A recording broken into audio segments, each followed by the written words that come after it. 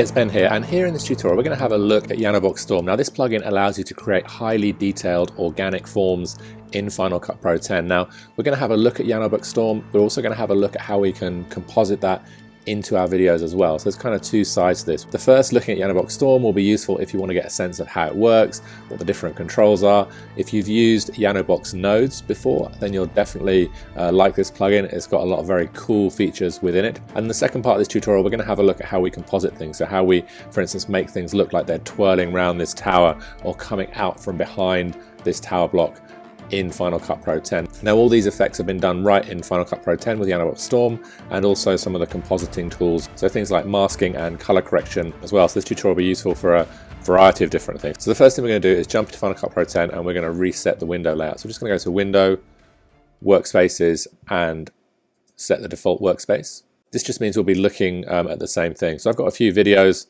kind of popped up here that we'll work with in Final Cut Pro 10.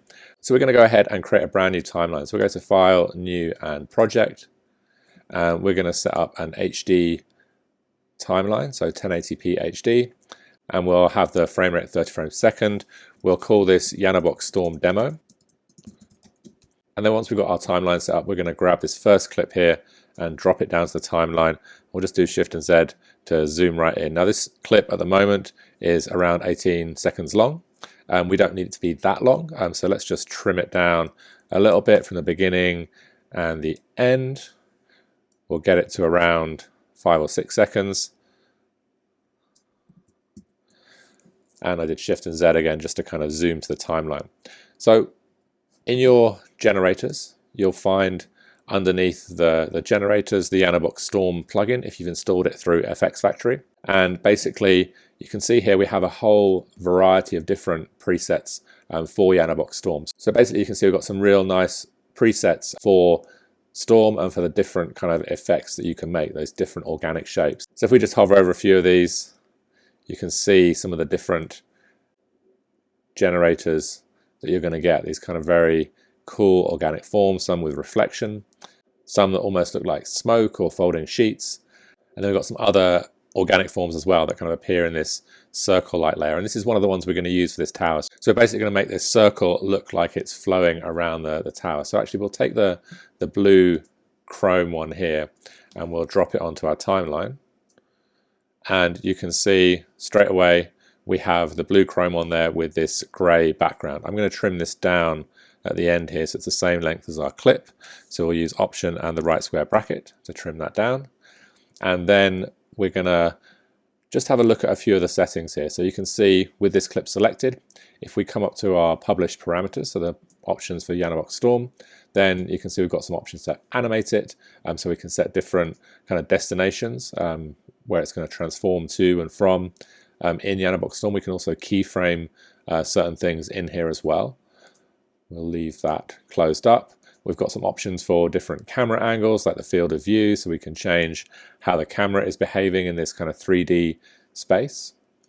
We've got some transform options, so basic transform options. We can change the position of this. We can also change the X position and then the different rotations that we have as well, which is where things start to get quite cool. And we're going to work with a few of these settings for this particular example. So let's just click this little hooked arrow to reset everything, and then we'll come down. We've got some options for the geometry as well, so we can change the overall radius. We can change the minor radius as well, which is like the thickness of the donut, and then we can also have it as a uniform scale or not as a uniform scale, so we can modify that too if we want to get more of an ellipse rather than a perfect circle. We've got some other options for toruses, we've got some options for cylinders, and then also for spheres as well. So you can modify all these settings, and as well as the kind of planar setting as well. So we're going to leave this as torus. We'll reset it actually, which is going to change it back to torus. And then we've got some options for like different bits of fractal noise. So you can see we can change how much noise there is, the frequency of the noise we can modify, and then also the lacunarity, the roughness, so we can have it smoother or rougher, and then we can also smooth out the ridges and stuff like that as well if we want to. So we've got some real kind of nice options all of these are keyframeable as well. So for instance, if we came back to the beginning here and we wanted to change this offset X at the end, we can drag it all the way to the other way, and then we get this kind of movement of those ripples around this shape. So we can animate anything where you see the little diamond next to it. So we'll click the hooked arrow here and come back through some of the other options here. So we've got the noise subtractor. I haven't played around with all of these settings, but basically we can modify these and try and get them to match. Now, one thing I would say is that in all these presets, they're all built from this Storm basic plugin. So if we drag this down to the timeline, so for instance, we wanted to learn how to actually make this shape in the background, this blue donut torus, then we could go through all of the different settings that we have for our blue and kind of silver torus in terms of the animation, the camera, and all the different kind of noise and fractal and geometry settings and color settings, and match those up to this raw plugin for Storm. And that's a really good way of kind of getting to grips with how to modify all these settings, just going through everything and saying, okay, well, the color here is this. Let's have a look at what it is for the blue one. Okay, we can modify these settings to match, and that's where we're getting the control over different parts of our plugin. So Storm is a little bit complicated, but basically there's a lot of fun you can have with it, and copying the settings from some of the pre-built organic forms by going through these different settings will help you to understand how they work. We're just going to work with some of these pre-built ones already as is. So for instance, here you can see we can change the color to red, yellow, so we have nice kind of options for modifying what we want our color to be in our shape. And then we have our surface lighting. So again, we can modify the surface lighting, how it's working, if there's any kind of specular highlights there, and then also any kind of specular shininess in there as well. So we can modify all of this, and we can kind of smooth out the normals as well, and a few different options down there. Let's reset that one. So then we have our Fresnel options. So you can see we can change the Fresnel amount, which is like this little backlight option that we have here. Okay, so we can expand that so you get a bit more light coming from the back. And this is useful if you need to match your lighting to a scene or something like that. And then if we go to the environment here, you can see we've got some options for the environment. So basically we can change the environment amount here. At the moment our environment doesn't have a map, but we can add an environment map as well. So you can see we've got these different pre-built maps. So quarry, lake, Amsterdam Bridge. Start to see some of that image in there, and then also some different things in here too. So just different ways of modifying the environment, so the reflection of the light and that kind of stuff. So we'll reset this. The default here is a moonless gulf.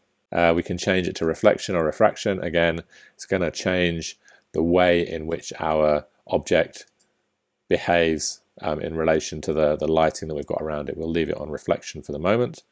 We can change the environment blur. So again, it's going to change what the object looks like. So a lot of cool kind of settings in here as well. And then if we go into things like the fog, we can enable the fog. It's going to add a bit of fog to our object. And then we can also change the kind of range of the fog. So you can see as I change that, we're fogging the different parts of the image, which will make the most difference when you're rotating things away from you. So if we rotate this on the x-axis, you can see that that fog is affecting the back of that image a bit more, so we get this sense of depth as well. So you can see we've enabled the fog there. We've got the fog space, we've got the fog color as well, so we can modify this, so we can kind of change what the fog will look like. And again, depending on your environment, you will want to change kind of how that is fading out into the background. And often you'll find that less is more, so we can put something so it looks like it's kind of in some water, or we can just have a little bit of fogging, so you just get that little bit of depth between the foreground and background. And then we have some options for the background as well. The most obvious one here, which we're going to be toggling, is to turn the background off. So we start to mix it with the background image. And then we've also got some options for kind of what we want the background to be if we do have it on. We're going to leave it off here, so we'll just leave that as is. And then we've got some rendering options. So you can see we can turn on super sampling here.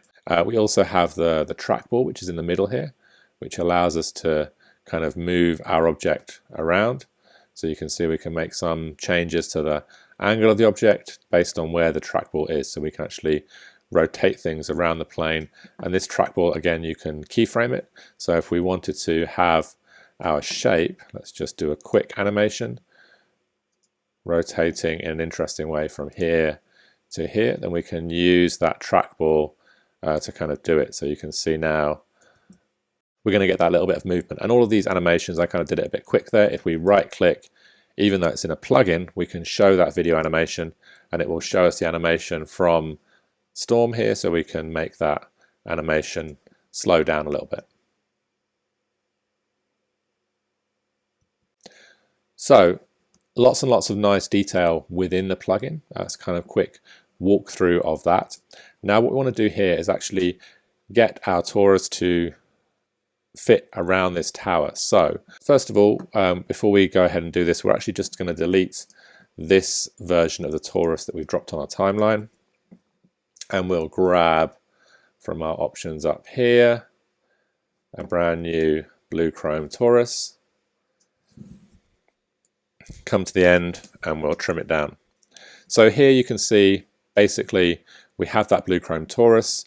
We'll go to the background first of all, and we're going to turn it off. And essentially what I want to do is have this kind of hovering around this tower in the background, this kind of cell phone tower, whatever it is. So we're going to need to use a few layers here. Now the first thing I'm going to do is get the animation of this torus right. We're going to use a bit of layering and compositing and some nesting of clips here. So we want to kind of make sure that we've got the basic movement scale and everything right. So I'm going to come into my geometry up here on the top right. I'm going to drop down the minor radius so we get a bit of a thinner circle, and we'll keep this a little bit bigger. And then we're just going to modify the trackball. I'm going to have this, let's say we're looking up at it here. So I'm going to have it animating round in a circle like this.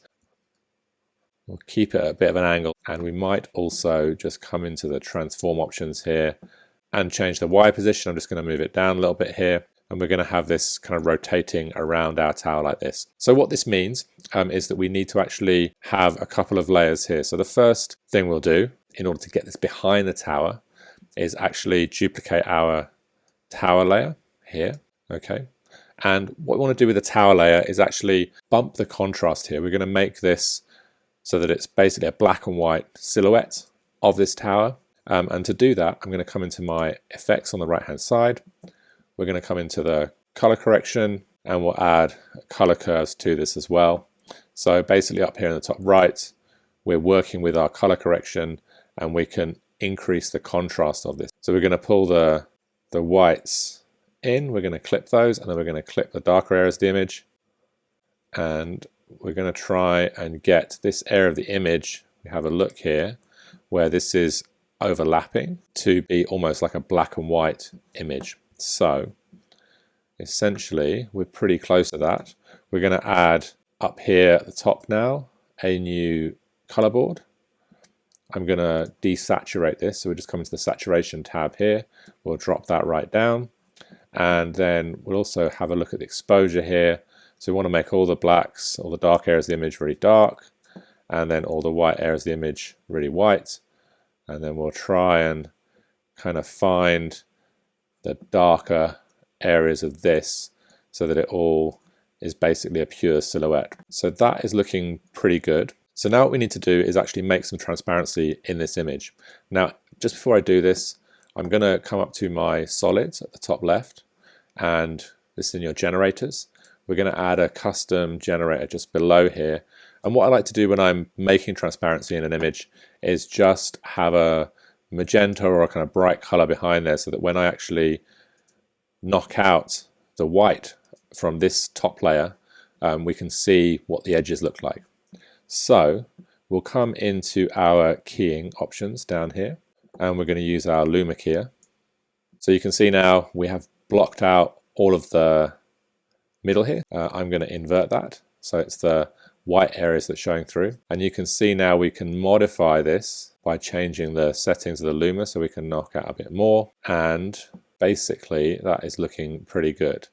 So what we need to do here now is we're going to use this layer on a duplicate of our layer here. So I'm going to duplicate this up, and basically now we're able to get that in there behind this shape. So with this layer above, we're going to come to our video options. So we're going to turn off the invert option here. We don't need that on. And then once we've done that, we're going to go to the blend mode of stencil alpha, which is basically going to make a hole through to the background of this kind of stencil. So what that means is we're punching a hole right through from this layer through to the background, which is not exactly what we want to do. What we need to do now is select this topmost layer and the second layer down and make them into a compound clip. So we're going to right click and make them into a new compound clip. We'll click OK.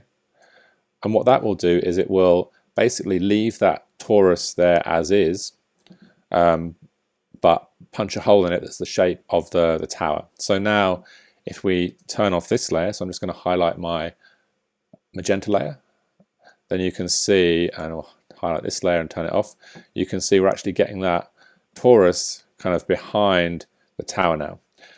So now the next job is really to kind of blend this other torus in there. So I'm going to pull this torus up to the top and tap V again. So essentially what we're going to do here is use a draw mask to blend this small part of the image together. So we're going to come to our masks now in our effects. We'll grab our draw mask and then drop this onto this top layer, and we're just going to draw carefully around this section. 4 clicks, and we're going to invert that, and basically now you can see we've popped that torus behind the background there. So the next step is to kind of give this a little bit of animation to kind of bring it to life a little bit, so we're revolving around that point. So this is going to involve a couple of different steps. I'm going to select this layer first, our main layer, and then I'm going to come up to my options, so my published parameters for my plugin, and we're going to rotate this basically around the Z axis. So I'm going to add a keyframe for this. We'll come to the end here, the last frame of this, and I'm going to type in 720, so we're going to go round that twice. So basically I came to the last frame and then came back 1 frame, and so now this is going to rotate around. Actually, that's a bit too quick. Let's just come to the last frame and we'll change this to 360. Okay, that's quite nice. So now what we need to do is replicate this in our compound clip. So if we double click into our compound clip, we're going to come to the beginning, and you need to be very specific with this so the animation matches up. We're going to come to our torus, which is here in the background. We will come into our transform options. We're going to add a keyframe for our Z axis. Come to the last frame, so you can see my playhead is here just 1 frame before the end, and we're going to now type in 360 here, and then if we come back to our main timeline, you'll see we'll just come to our masks here and deselect the mask. You'll see that they're now, if we play this through, playing at exactly the same time, and because it's the same layer effectively, it's matching up quite nicely. So we get that nice movement behind the tower.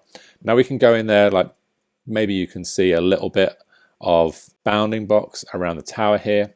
If we want to come into our torus here, our top one, we could come in and take a look at the fog. We could turn that fog on, and if we modify the fog range, so we'll just change it so it's only fogging behind the tower, and we'll change the fog amount so it's just a little bit. So I'm going to type in 23 here, and we'll type in 15 as our fog range. So essentially we need to remember these numbers 23 and 15. When we double click into our compound clip, come into the fog, turn it on, and then type in 23 and 15. And again, those should match up perfectly. So now you can see we've got that little bit of depth as that flows behind the tower, which is kind of matching a little bit with the lighter edges of the tower that we have here. So if we double click in here, you can see my tower edges were maybe a little bit on the thin side. So I'm just going to come in here and modify this. We'll come into the color correction actually and just let a little bit more of that edge into the kind of tower here. So let's just see what we can find. You can see as I modify this, the edges are just adjusting a little bit, and we're finding a little bit more of that detail around the edges. So we'll go back. So just got a tiny bit more edge there, and it's matching up quite nicely with the fog. So you can see this is how we can composite something like this onto a shape like this and make it move around it. So there's one example of a way in which we can use Yanobox Storm. Let's have a look at another example here. So I'm going to delete my magenta layer here. We'll just zoom out a touch, and we're going to come back to our project here, and we're going to grab this image of this tower. So essentially, we're going to come in here, and this clip is, again, quite a long one. So basically for this clip, I want this fireball that I was using before. So if we come into our Yanobox Storm generators here, we can scroll down and we can find these kind of fireballs, and there's other different kind of storm flowers and shapes as well. In fact, let's go for the dark red flower. So we'll drop this onto our timeline, and this is going to involve some keyframing of our mask. So I don't want it to be too long. And actually, let's just drop this up here for the moment and shorten it down. We want to reverse this. So basically, we want to come from the end of this clip all the way back to the beginning, so that the tower is moving away from the Yanobox Storm generator that we're using. So I'm going to come to my times up here. We're going to reverse this clip, and then we're going to kind of find a spot where we get that best reveal. So somewhere around about here, we'll trim our clip down to there, and then around about here, our clip would be fully visible. So that's about 5 seconds.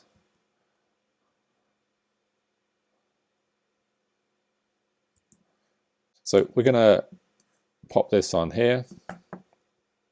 And this is the same way that you would do something like a text reveal in Final Cut Pro 10, but we're just using a generator here to do that. So we're going to grab our generator, we'll come into its options, and we're going to turn off the background first of all. So we'll come to the beginning here. So we'll do our transform under the transform properties here.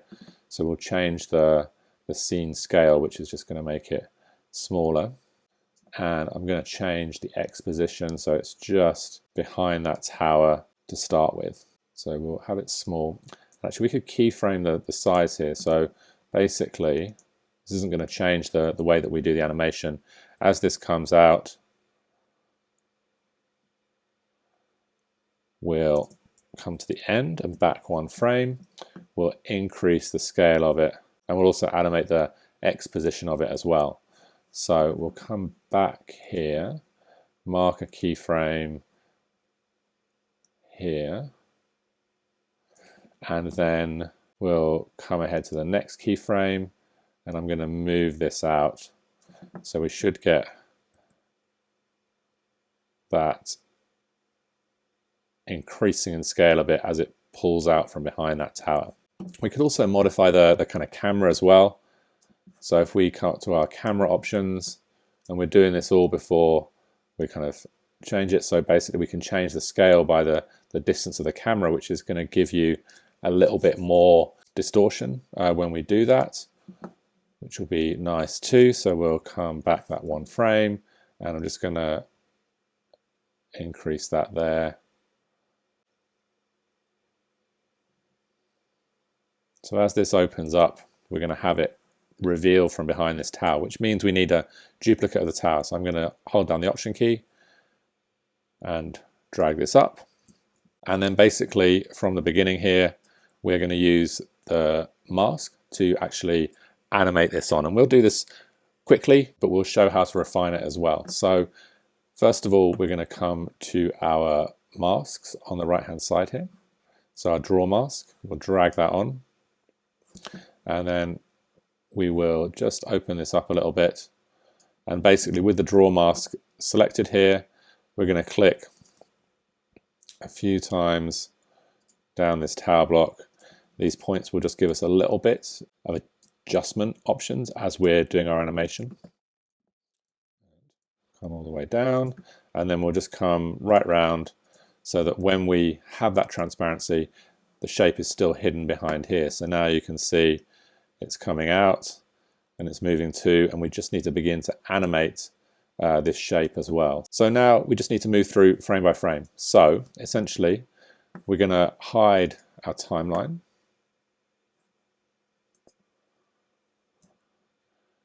And we're going to minimize this. We don't need those for the moment.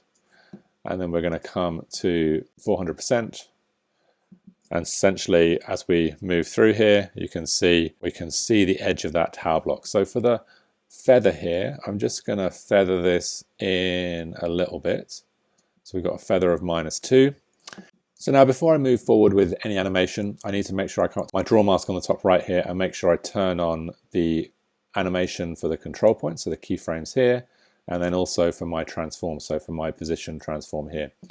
So we're going to go forward one frame at a time, and basically it's going to allow us to move these. So now you can see if we go forward a few frames here, we'll just kind of accentuate this. So I'm going to accelerate ahead, and normally I do this frame by frame. I just want to show you what the end result will roughly be before we kind of go through and do all the detailed work. So if we play backwards here with J, you can see basically we're getting that to move out and trying to match the movement of that mask to the edge of this building. So we need to do that in a bit more of a refined way, and so part of that is coming through frame by frame and matching that movement. So you can see I'm just dragging that whole shape a little bit to the right every time, and I might come in here at certain points and just modify where these anchor points are, these Bezier points around our shape. And you can go through this quickly, and then because we're keyframing it and we're animating it, you can then come back and refine those edits. So again, go forward one frame, match up with the edge of the building, make sure everything is good, and just move it a little bit at a time.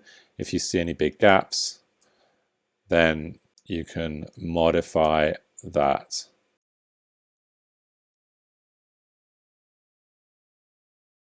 So we've gone through a few frames there now. Let's just play backwards. And you can see sometimes we're getting these little jumps where we've missed things, and we just need to come in there and tweak it. So you can play forwards and backwards, and if you spot points where the edge is a little bit funky, then we can fix that. Again, the advantage of the keyframes.